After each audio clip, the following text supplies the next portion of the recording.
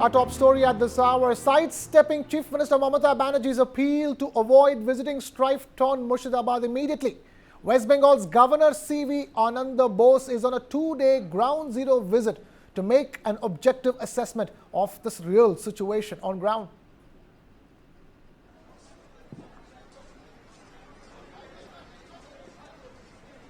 What has happened there is something which should never have happened. But the scepter of violence is showing its ugly head on and off in Bengal in various places. You know, we have to coffin the cult of violence and drive the last nail on the coffin. That is a task which is necessary to maintain peace and tranquility in Bengal. You know, the dance of death, if I may say so, that is going on wantonly on the streets of Bengal in many places. This kind of cult of violence can never be tolerated at all. We should have a concerted effort at this. All stakeholders have to come together. After visiting the field and sharing the feelings of the people there, the sufferers, the victims, I will certainly have a plan of action to take it in a mission mode, that is to fight against violence at any cost. And now we have our correspondent Ravi Datta, who is following the governor on his visit to Murshidabad, joining us on this broadcast. So Ravi Datta, talk to us, what's the latest? Ananda Bose there sidestepping Mamata Banerjee's appeal and visiting Murshidabad.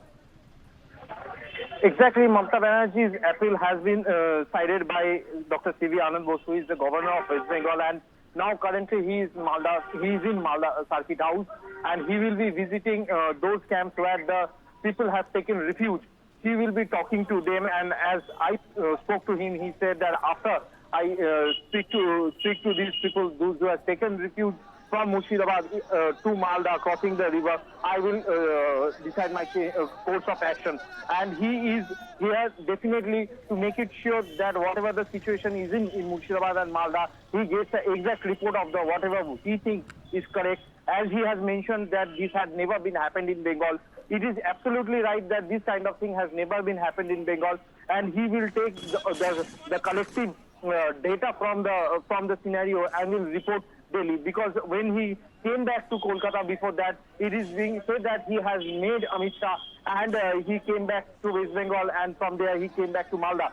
Now, when he has come to Malda, all the stakeholders, he has asked all the stakeholders to have a collective responsibility of the matter and normalize the situation. But again, I must say, this is not just a riot that has happened or a communal disturbance that has happened. It was a pre-planned thing, and we know that today both the external minister affairs from both the side, Bangladesh and India, they are into a tweet war regarding this. And CV Anand was coming in this matter and taking the charge of the matter to submit a report to the Home Ministry will definitely put some energies to the matter and clarification as what has actually happened. Over to you. Ravi Shankar Datta. Ravi, also talk to us. There is the case at the Calcutta High Court. Calcutta High Court has ordered the formation of a three-member panel as well, even as this visit of the governor continues in Murshidabad. Yeah, already West Bengal government has formed a 11-member seat headed by IB officer, and there are 4 SP rank officers, 4 officers from CID, 1 from traffic and 1 from IB. So there is already a special investigation team, but as Kolkata High Court has ordered a three-member panel from the Kolkata High Court will be looking onto the matter. Now it has to see West Bengal government reports to whom, to this panel or to the court. Now how the court looks into the matter, like it has been seen during the time of Human Rights Commission or Women Commission, that has to be taken into consideration, because West Bengal government, they had submitted a report yesterday saying that 8 to 10,000 people were on that day present on the ground, and even they mentioned that a Glock pistol which was loaded with 10 bullets was snatched from the police. So you can understand a mob is snatching a revolver, a pistol, Glock pistol from the police, and they are fleeing away. So how dangerous the situation was. So to bring it control, BSF was brought into the scene. Later on, paramilitary force came into the scene. But again, why this thing happened, where the intel went wrong, and if the agencies had the intel in West Bengal, then why couldn't estimate the magnanimity of this situation? That has to be answered by somebody. And who will take the responsibility? Was it state? Was it the center? Or was it just a pre-assumed situation that couldn't be assumed by the state government and the central government or BSF? That needs to be answered. Right. Ravi Shankar Datta there joining us with the latest on violence hit Murshidabad in West Bengal. Meanwhile, the Calcutta High Court on Thursday ordered the formation of a 3-member committee for the identification and rehabilitation of people displaced by the violence during the protests over the Waqf Amendment Act in Murshidabad. 3-member committee will consist of an official each from the National Human Rights Commission or NHRC and the West Bengal Human Rights Commission or WBHRC, besides the member secretary of the State Legal Services Authority. The committee was directed to identify the displaced persons, the extent of damage caused to properties of the victims, and also collect the data of the FIRs that have been lodged. The Calcutta High Court also stated that central forces will remain in Murshidabad for some time to maintain law and order, and said that the court will monitor the restoration and rehabilitation of victims. The court also ordered political parties to not make provocative speeches that could escalate tensions. Meanwhile, the National Commission for Women's chairperson Vijaya Rahatkar arrived in Kolkata on Thursday evening to lead an inquiry into the recent violence. Rahatkar, who is part of the probe committee constituted by the NCW, will visit the affected areas including Malda and Murshidabad over the next 3 days. She said her visit aims to boost the morale of women who have been left traumatized by the communal unrest. ने सुना है media की report के अनुसार कि महिलाओं का उत्पीड़न भी हुआ है और उसी के साथ साथ महिला बहुत भयभीत भी है। इन सभी स्थिति का हमें जायजा लेना होगा। प्रत्यक्ष शिविर में हम जाएंगे, उन महिलाओं के साथ बात करेंगे और स्थिति समझ कर लेंगे। पर अगर ऐसी इस तरीके की कोई उत्पीड़न की घटनाएं घटती है, महिला बहुत भयभीत है, तो ये घटनाएं नहीं होनी चाहिए, इसका संज्ञान हम जरूर लेंगे। A team from the National Human Rights Commission is also set to visit a refugee camp in Malda. The West Bengal police has so far lodged 60 FIRs in connection with the violence, and the number of arrests has climbed to 274.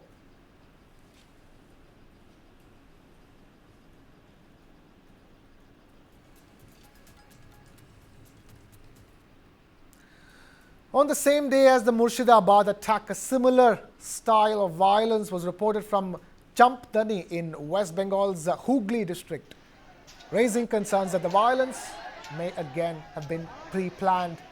One of the attackers recorded the incident and posted it on social media as well. The over 2-minute long video shows hundreds of youths rampaging through the area in a coordinated march.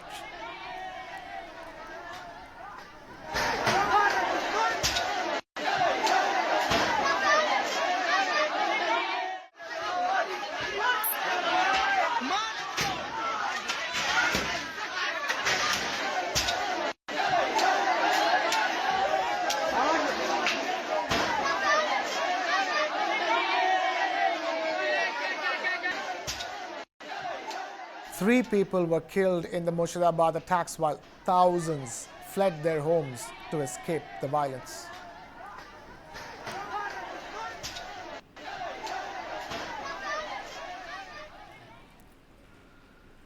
Now, amidst the ongoing tension in Murshidabad, leader of the opposition in the West Bengal State Assembly, Suvendu Adhikari, has demanded that Hindus living in the border areas in Murshidabad district should be allowed to keep licensed firearms for their protection. In his statement, the BJP leader said that the BSF and the CRPF is temporarily posted in the violence-hit district, but once they leave, the security of the Hindus will once again be at stake.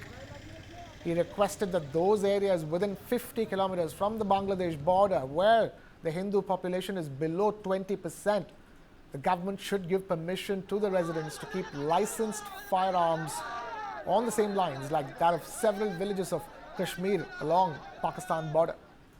He warned that if the Kashmir model was not adopted, then there will be no Hindus left in those areas where they're just about 10 to 15%.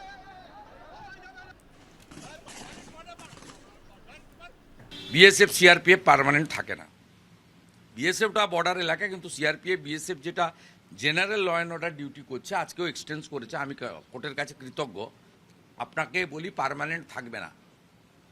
Bangladesh থেকে যে 50 kilometre border এলাকা এবং যেখানে হিন্দু জনসংখ্যা অত্যন্ত কম, 20%-এর নিচে, তাদেরকে কাশ্মীরের পাকিস্তান সীমান্তবর্তী এলাকার মতো বৈধ লাইসেন্সযুক্ত আগ্নেয়াস্ত্র দেওয়া উচিত।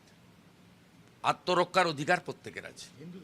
কাশ্মীরের তো বর্ডারের বহু গ্রামে এই ব্যবস্থা আছে, স্পেশাল অ্যাক্টের আওতায় আছে। তো কাশ্মীরে যা আছে সেম মডেল যদি মুর্শিদাবাদ এলাকায় আপনারা না করতে পারেন, তাহলে 10-15% হিন্দু যেখানে আছে, হিন্দু থাকবে না। Meanwhile, India's Ministry of External Affairs has responded to the comments made by Bangladeshi officials on the developments in West Bengal. While responding to a media query on Bangladesh's statement on Murshidabad violence, Ministry of External Affairs spokesperson Ranveer Jaiswal said that the MEA rejects the remarks made by the Bangladesh side with regard to the incidents in West Bengal. He said that Bangladesh would do better to focus on protecting the rights of its own minorities in its own country. In a written response, the MEA stated, and I quote over here, "We reject the remarks made by the Bangladesh side with regards to the incidents in West Bengal. This is a barely disguised and disingenuous attempt to draw a parallel with India's concerns over the ongoing persecution of minorities in Bangladesh, where the criminal perpetrators of such acts continue to roam free. Instead of making unwarranted comments and indulging in virtue signaling, Bangladesh would do better to focus on protecting the rights of its own minorities," unquote.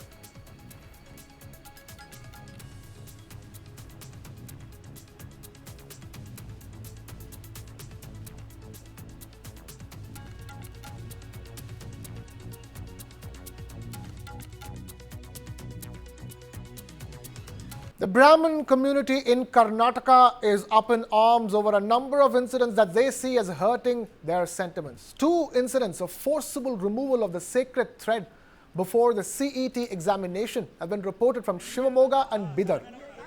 In Sai Sporti, a private college in Bidar, a student refused to take off his Janivara, leading to him being barred from writing the CET exam. In Shivamogga, students were made to remove the sacred threads while they were going inside the college for exams. The Brahmin community has expressed strong anger at the incidents and see it as extremely humiliating. They also feel it's an act that is anti-Brahmin and anti-Hindu. The All Karnataka Brahmin Mahasabha and the World Organization of Shivamogga District have strongly condemned the incident. Meanwhile, the matter has taken a political turn, with the government left red-faced and the opposition lashing out at Chief Minister Siddaramaiah, terming it as a conspiracy.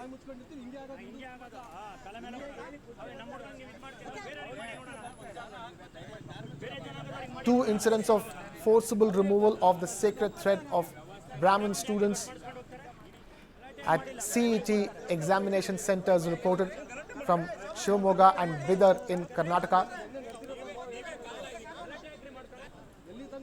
The opposition lashing out at the Chief Minister Siddaramaiah, and they're calling this as a conspiracy. The All India Karnataka Brahmin Mahasabha and the World Organization of Shivamogga District have strongly condemned the incident. We have my colleague Gautam Shankar now joining us live from Bengaluru with more. Gautam, talk to us. What's the latest you're hearing on the matter? This has become a political hot potato yet again for Chief Minister Siddaramaiah. Absolutely, Krishna, and not just a political hot potato, it's also become a communal issue in the state of Karnataka, where we witnessed 2 separate incidents of college authorities asking the candidates who appeared for the CET exams, asking them to remove holy threads just before appearing for the exam. Now, talking about this particular issue that took place in Shimoga itself, where a student was asked to remove the Janivara. This is basically a sacred thread that is worn by the Brahmin community, and this was an act that was followed by a particular person or a security guard who was employed by the Karnataka Exam Association. Now, the KA Examinations Authority basically outsources this duty to a lot of security agencies, and this particular person is said to have asked the student to ditch the Janivara before he enters the exam. And this incident has also been taken note of by the Higher Education Minister, MC Sudhakar, as well. Now, he basically said that strict action will be taken and ensure that the items like Shivdara or Janivara, these sacred threads, do not really come under the list of items that are being prohibited for the students to wear. Hijab still continues to be a matter of yes or no, but right now in Karnataka, hijabs cannot be worn by the students, but these sacred threads are not part of the protocol, and yet they have been asked to remove this. And also the incident of this security personnel throwing this thread into a dustbin is what has really angered the Brahmin community in the state, saying that it is one thing to say no to a student, to not allow him to wear a sacred thread, but the fact that they actually threw it in the dustbin has really raised concerns. And now they have also complained to the Shimoga DC, who has promised to look into the issue, and strict action is likely to be taken against this security agency as well, Krishna. Gautam Shankar there joining us with the latest on that story from Karnataka. It's a major setback for former Andhra Pradesh Chief Minister Y.S. Jagan Mohan Reddy, as the Enforcement Directorate has provisionally attached shares worth 27.5 crore rupees belonging to Jagan Reddy and land worth over 377 crore rupees owned by Dalmia Cements Bharat Limited. Meanwhile, Dalmia Cements had stated that the attached property is worth over 793 crore rupees. The move comes 14 years after the case was filed. The provisional attachment by the Enforcement Directorate stems from an earlier case registered by the CBI in 2011, wherein the DCBL, or Dalmia Cement Bharat Limited, invested in Bharati Cement Corporation Private Limited. As part of the ED's action, Jagan Reddy shares in 3 companies: Carmel Asia Holdings Limited, Saraswati Power and Industries Private Limited, and Harsha Firm were attached. The provisional attachment order issued on the 31st of March was received by Dalmia Cement on the 15th of April. This year, CBI and ED investigations found that Dalmia Cement had earlier invested 95 crore rupees in Raghuram Cements, a company linked to Jagan Reddy. In return, it's alleged that Jagan Reddy used his influence over his father, then Chief Minister Y.S. Rajshekar Reddy, to help Dalmia Cement secure over 400 hectares of mining lease in Kadapa district in Andhra, a deal described as a quid pro quo. The initial purchase of value of the land was 377 crore rupees. Moving on. The Allahabad High Court has flagged the rise in FIRs after breakups. The court observed that it's increasingly observing that personal fallouts and emotional discord are being given a criminal color through the invocation of penal laws, particularly in the aftermath of failed intimate relationships. The Allahabad High Court stated that not everything unethical warrants legal action. On the 9th of April, the court granted bail to a 42-year-old married man who's been accused of rape by a 25-year-old woman. In that ruling, had said that highlighted a growing concern where emotional fallout from failed relationships is leading to criminal complaints. This comes after a string of bizarre pronouncements by High Court judges on rape cases. Moving on. Uttar Pradesh's Sambhal Circle officer Anuj Chaudhary has been given a clean chit in the police investigation on Friday regarding his remarks made during Holi and Eid. The clean chit was granted based on the inquiry report submitted by the Superintendent of Police Law and Order. Statements of officials and residents of Sambhal district were recorded during this probe. Statements of members of the committee who had honoured CO Chaudhary were also documented. Amitabh Thakur had filed a complaint alleging a violation of the police conduct rules over these remarks. However, the investigation found no evidence supporting the allegations made by the complainant.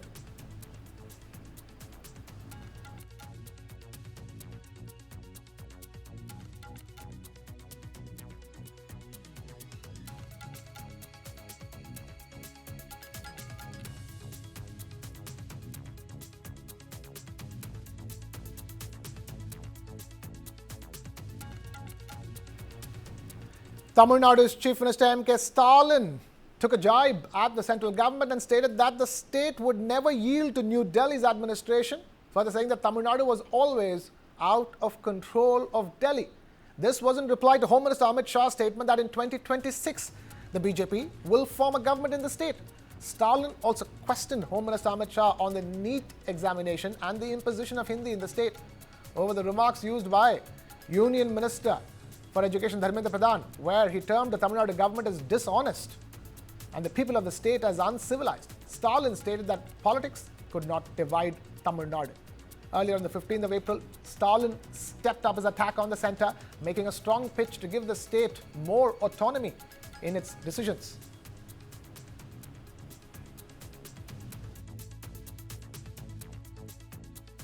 Amit Shah இல்ல எந்த சாதாரண சாரும் எங்களை ஆள முடியாது. இது தமிழ்நாடு. இந்த முத்துவேல் கருணாநிதி ஸ்டாலின் இருக்கும் வரை உங்க திட்டம் பலிக்காது. தமிழ்நாடு போராடும், தமிழ்நாடு வெல்லும். விடைபெறுகிறேன். நன்றி, வணக்கம்.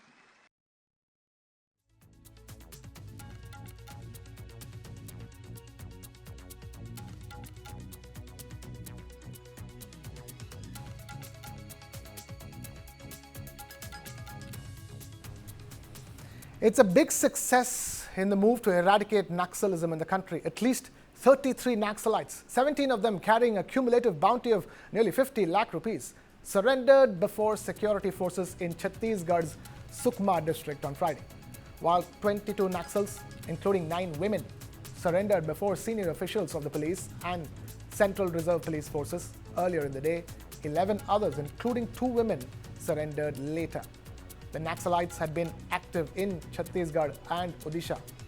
The Naxals had been involved in multiple attacks on security forces. The surrendered Naxalites will be provided assistance as per the government's policy.